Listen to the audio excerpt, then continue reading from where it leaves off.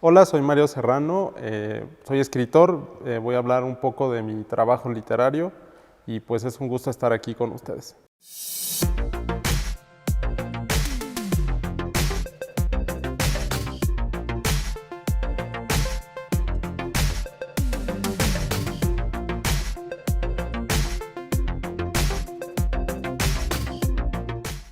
Mi familia siempre fue lectora de alguna otra manera. Mi bisabuelo paterno fue sargento zapatista y tenía el cargo medio raro de ser el escribano de Everardo González, que fue un general de Juchitepec. Entonces como que estaba ya la cultura escrita, por así decirlo. Leía el periódico, leía el misal. Entonces cuando yo soy niño ya me encuentro en mi casa varios libros, pero en realidad me acerqué por los vamos a llamarle cómics, unas revistas que se hacían como de adaptaciones de los grandes libros y que mi papá traía porque trabajaba en la ciudad y los pasaba a comprar para entretenerse, yo creo, en el viaje. Y yo era muy pequeño, no sé, habré tenido 8 años quizá, y entonces me devoraba esas revistitas. Y ahí fue creo que cuando empecé a leer ya mucho, ¿no? Mi primera lectura ya más por convicción fue Las aventuras de Tom Sawyer, que creo que hasta la fecha es uno de mis libros favoritos. Lo he leído, no sé, 5 o 6 veces. Intenté leerlo en inglés con muy malos resultados, pero también intenté hacerlo. Y fue como que ya más por convicción, pasando de la adaptación con dibujos a la versión ya completamente, vamos a llamarle literaria, ¿no? El puro texto. Eso creo que fue lo más consciente. Un día me aventé la puntada, iba en sexto de primaria, me aventé la puntada de tratar de leer El Quijote. Habría avanzado la cuarta parte, en realidad se me hizo muy divertido. Se lo leía a mi mamá mientras ella lavaba los platos y nos reíamos los dos, pero bueno, la monumentalidad pues obviamente rebasó al niño. Admiro a varios escritores, a varias escritoras. Ciertamente uno cambia sus gustos. Últimamente he reiterado mucho a Malcolm Lowry. Se me hace así como una guía de alguna otra manera. Pero en realidad hay varios. El siglo XIX, por ejemplo, que es una etapa que me gusta mucho. Esa literatura me agrada. Me gusta mucho Flaubert. Regreso mucho a él, o a Stendhal, por ejemplo. Como que son grandes maestros, ¿no? de la estilística, por así decirlo. Y a ellos regreso mucho. Modernos, he tratado de conocer un poquito lo que se hace en el continente y a las literaturas jóvenes, que creo que es también algo, no sé, quisiera decir a veces de solidarizarse. Hay muchas personas que nos dedicamos a escribir, pero el grado de desconocimiento entre uno mismo a veces es enorme. Entonces hay cosas que me parecen, autores que me parecen afortunados, descubrimientos, y otros que a lo mejor no tanto, pero también uno les aprende, ¿no? De pronto un día me dio por escribir impresiones de la vida.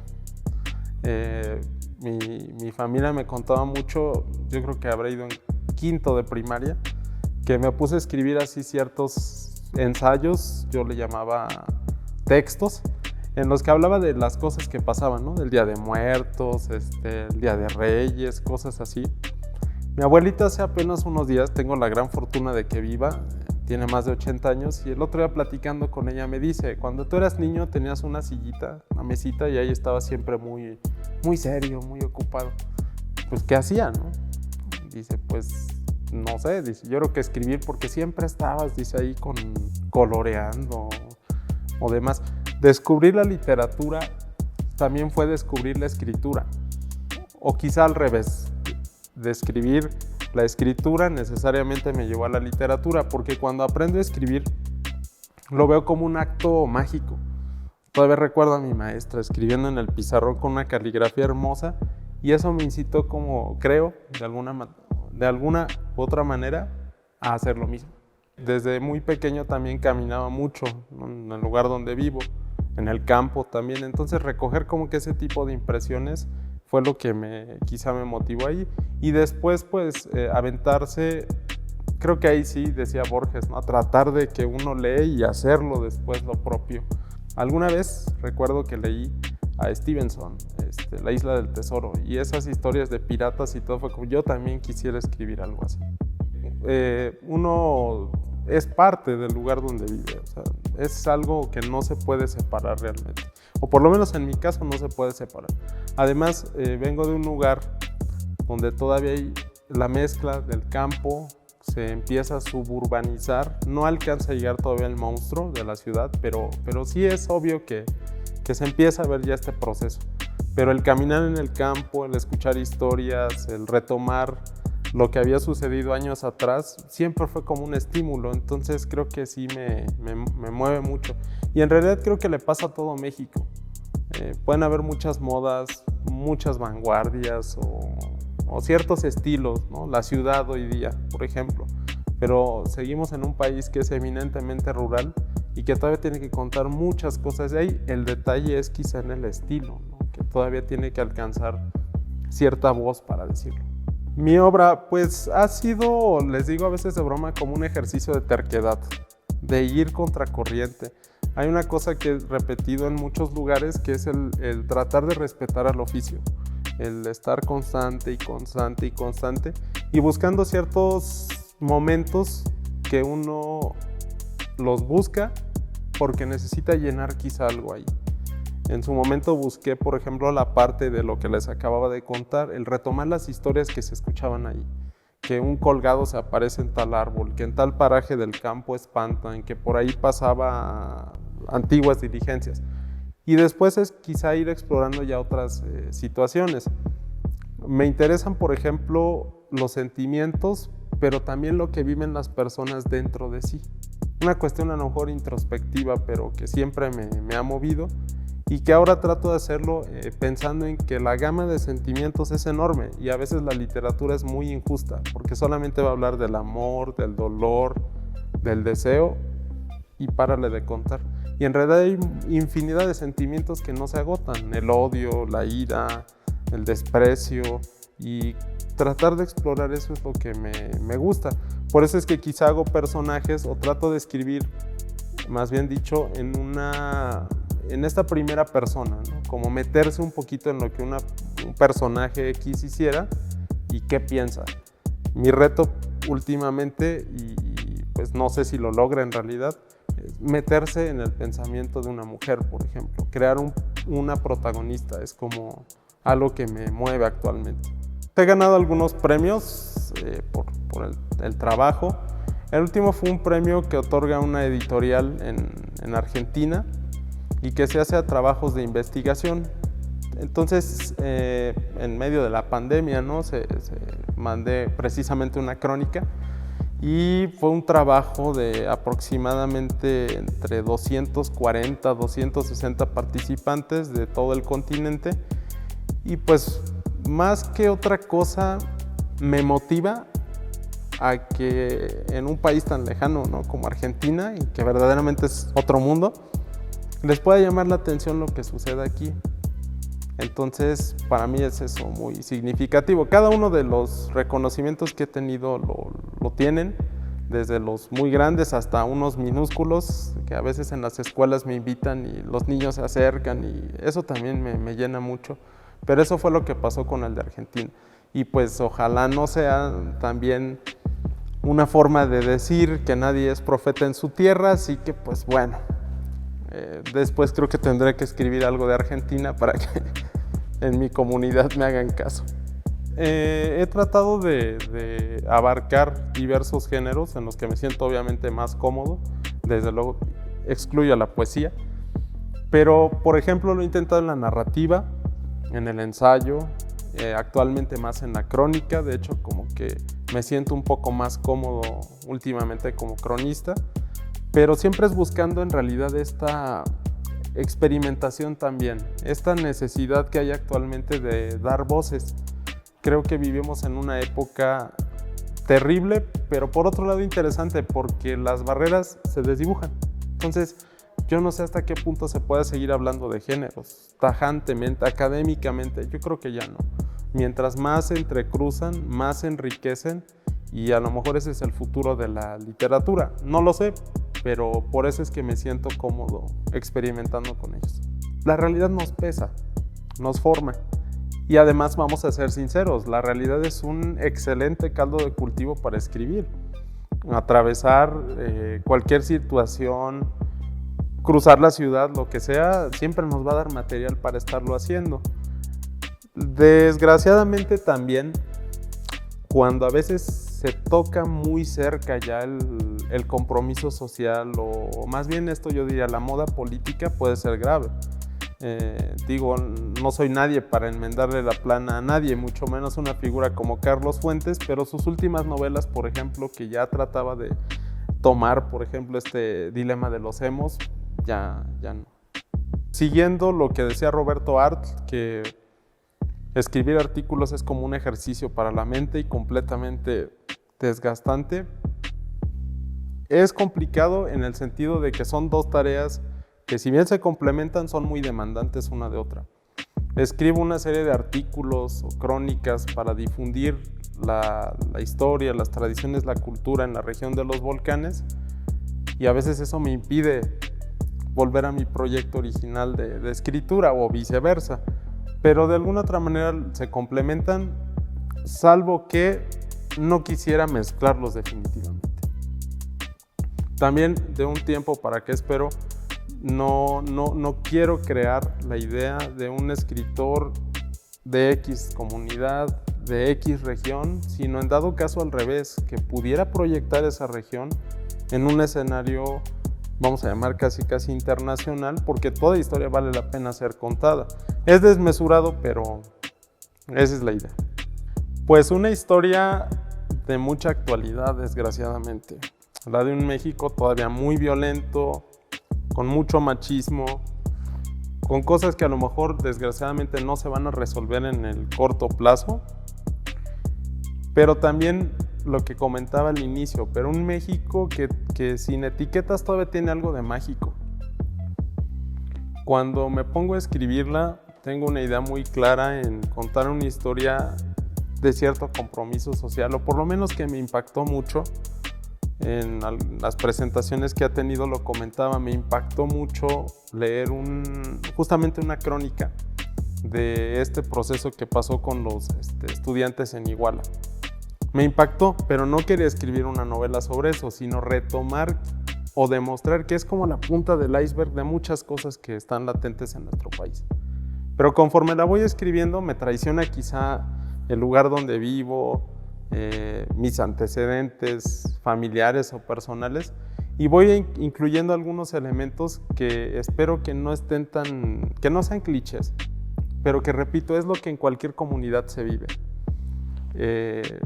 Las historias, los grandes personajes, en fin. Y lo que trato entonces es de ir construyendo esta historia muy fragmentada, con algo que no es nada lineal, una apuesta que va incluso a que un capítulo es una línea nada más, y tratar de contarla, ¿no? Y pues bueno, es algo que me ha gustado mucho. A veces sí la leo todavía algunos pedacitos. El hecho de que sean pequeños capítulos me permite también, bueno, me brinco 3 y quizá el lector también lo pueda hacer, los invito a ello. Pueden saltarse unos y leer los que más les gusten. Y pues es algo que me llena de mucha satisfacción en lo personal. Cuando empiezo a escribir el inicio de todas las cosas, tenía la idea de que fuera un músico, pero no sabía hasta dónde me tenía que meter en ello. El asunto en realidad no fue muy complicado, porque le hice a un lado la parte técnica, que pues hay que dejárselo a los que saben, y más bien me fui como que un poquito al gusto, por así decirlo. Tengo un grupo de amigos que les apasiona todo esto. Hay que tener como un cierto oído, creo yo, y algunas cosas, a lo mejor aquí vale la pena aquí comentarlo. Algunas cosas sí se las fui tomando a ellos en sus pláticas. Me acuerdo perfectamente que alguna vez fue un fandango y hablaban de un señor que le decían el Vivaldi en la Tierra Caliente, y que era un señor de más de 80 años que tocaba el violín increíblemente. Entonces ese tipo de historias salpimentadas pasan perfectamente aquí. Ahora, la música tradicional me gusta. Lo que no me hubiera gustado es hacer como que estas historias de cliché, pues no sé, muy folclóricas, sino más bien lo que comentaba al inicio, que un instrumento tan aparentemente folclórico como la jarana, puede estar perfectamente en un ensamble, ¿no? Muy clásico, muy occidental. Eso es un poquito la apuesta por cuanto al tema de la música dentro de, y además porque la música pues permite que fluyan otras emociones y sentimientos. Mi personaje en la novela, en el inicio de todas las cosas, ahí a lo mejor viene la parte autobiográfica, está en un ambiente rural, en el estado de Guerrero, y después va a parar a la Ciudad de México para estudiar, y después es un periplo y regresa otra vez a un lugar, dejémoslo así, de Guerrero. El asunto es de que para enfrentar lo rural tenemos que reconocer que las historias siempre se repiten. Hay una parte también, lo digo por esto, ¿no? Esta frase de no tengo tiempo, no tengo historia, está al inicio.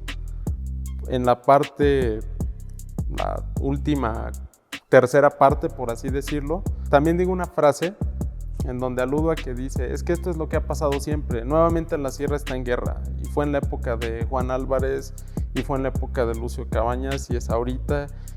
Y si nos remontamos para atrás, pues igual, ¿no? Fue en la época de la independencia, fue en la época del virreinato, fue en la época de los aztecas, en otra parte digo, ¿no? Somos los huastecas que vienen a su nueva guerra florida. Por eso digo que no hay tiempo. Las historias se van repitiendo, se van repitiendo. Hay una figura que ni es ni siquiera estilística ni metafórica, pero me gusta para hablar de la novela. Una espiral. Una espiral. Que ya saben ustedes, ¿no? Conforme te adentras o te alejas, puede ser infinito. Actualmente me desempeño como cronista municipal. Sin embargo, de un tiempo para acá me he asumido como cronista más allá de la etiqueta, porque es un género que me encanta.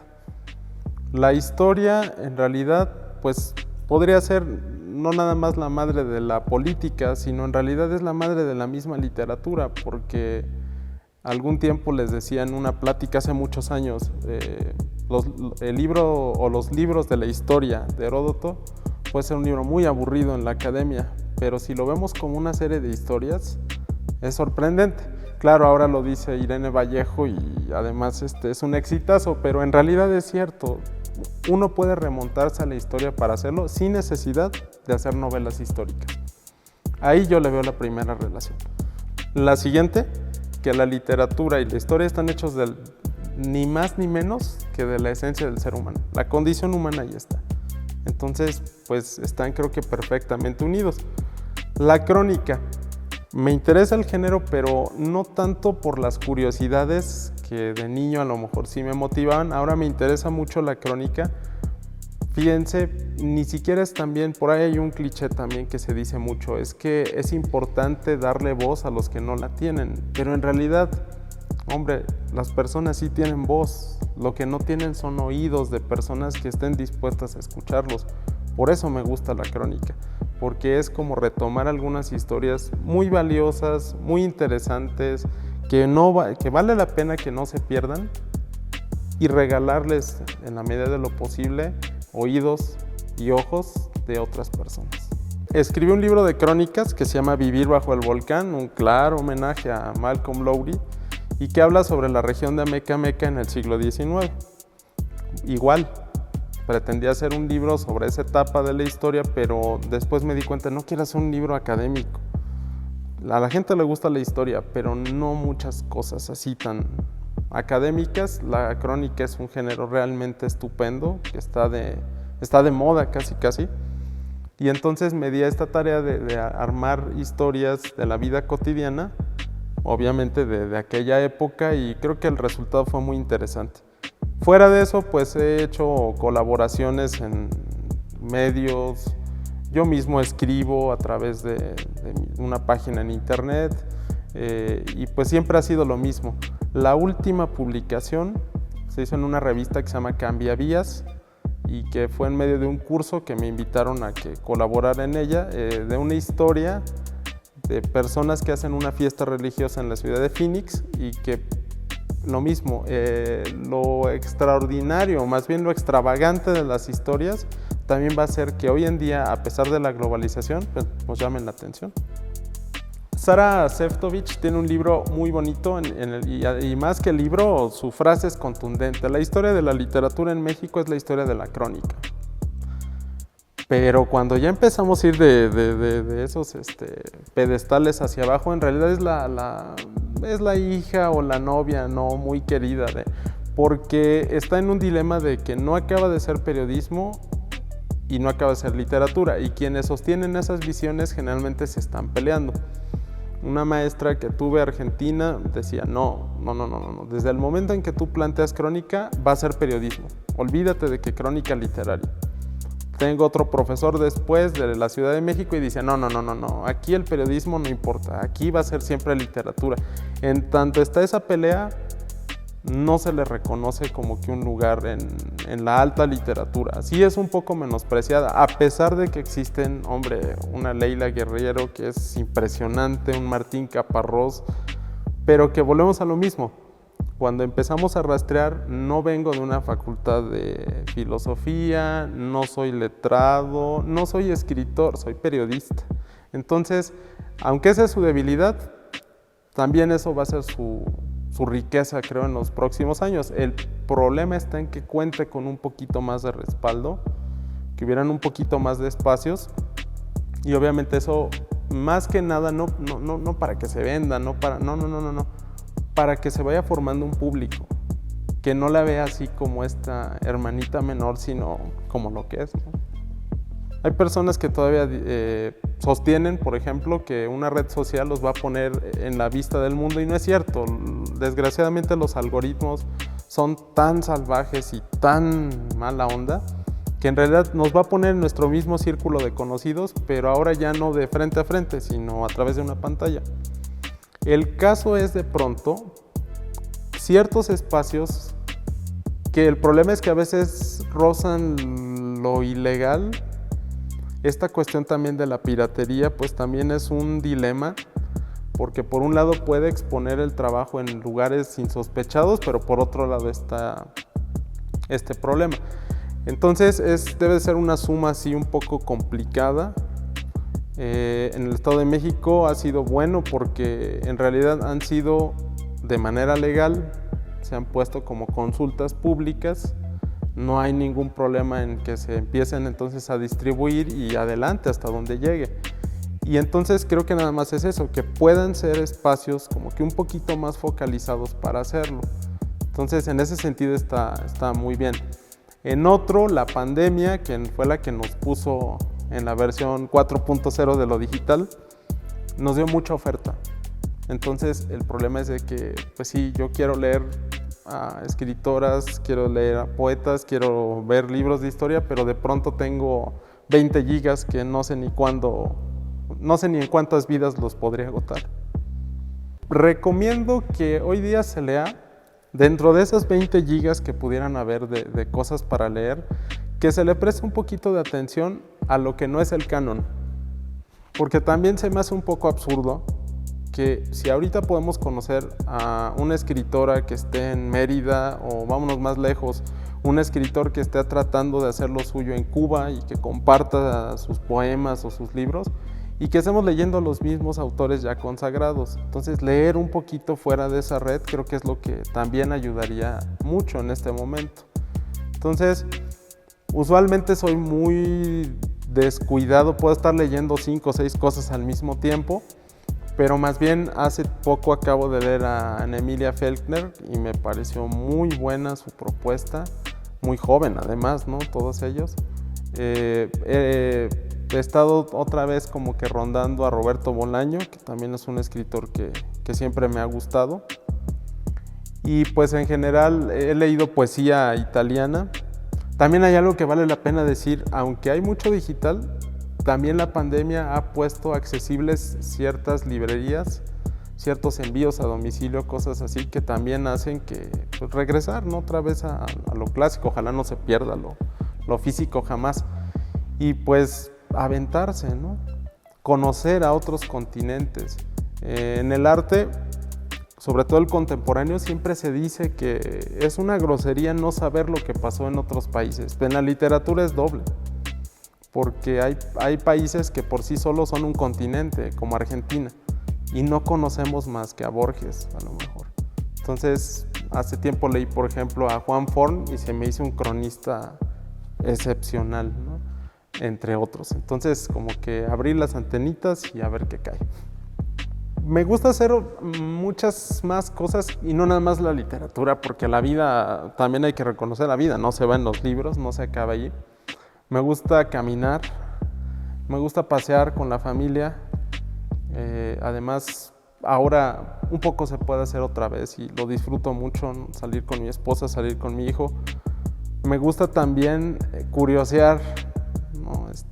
En los tianguis, por ejemplo, es algo que, no sé, me gusta mucho, ¿no? Andar viendo ahí las cosas que uno a veces se puede encontrar en esos lugares. Me gusta a veces, aunque no lo parezca, cocinar. Lo hago mal, pero vamos, me gusta. E indudablemente me gusta mucho escuchar música. Es algo que siempre lo estoy haciendo. Puede ser incluso más obsesivo que leer. O sea, para todo estoy poniendo siempre música, de todos los géneros, o casi todos.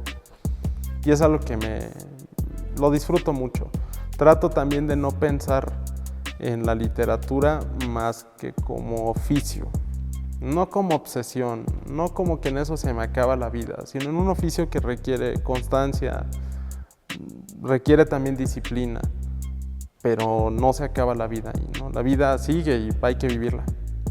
Soy de la región de los volcanes, que está ahora afortunadamente así se le ha dado en llamar, al suroriente del Estado de México.